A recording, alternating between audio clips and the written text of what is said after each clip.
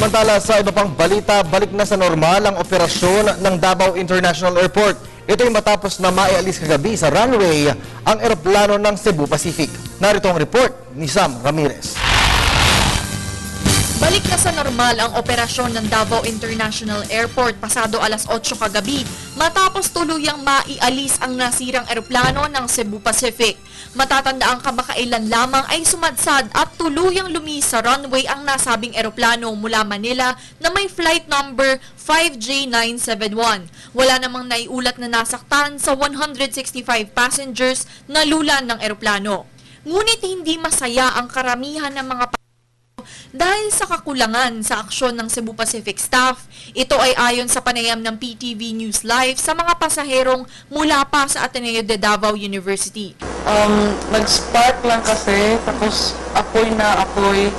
Tapos, ang nangyari kasi may mga water sa labas. Dahil sa putik kasi, parang dahil din sa rain, parang nawala agad yung plane.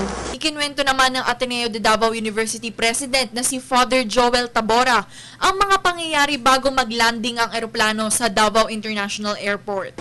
Para sa akin lang, about seconds before it touched down, everything went well. And then everything went in chaos right after it touches down. Ilang bounce ang nangyari?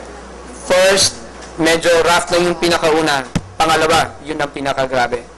And tuloy-tuloy na. So it's 7 seconds, approximately 7 seconds. Total stop na kami. And we thought we were waiting for a big bang because after nung pag-stop namin, everybody was on silence. And we were thinking of a big bang. Pero wala. But we could overhear a lot of us saying, "Thank you, Lord." Lang naririnig namin. Base sa paunang investigasyon, human error ang itinuturong dahilan ng pagsadsad ng eroplano.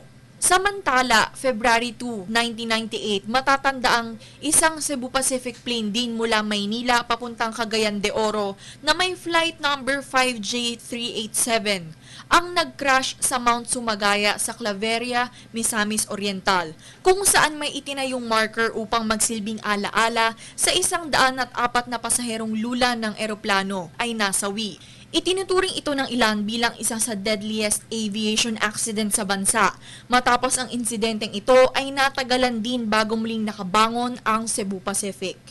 Nag-uulat para sa Telebisyon ng Bayan, Sam Ramirez.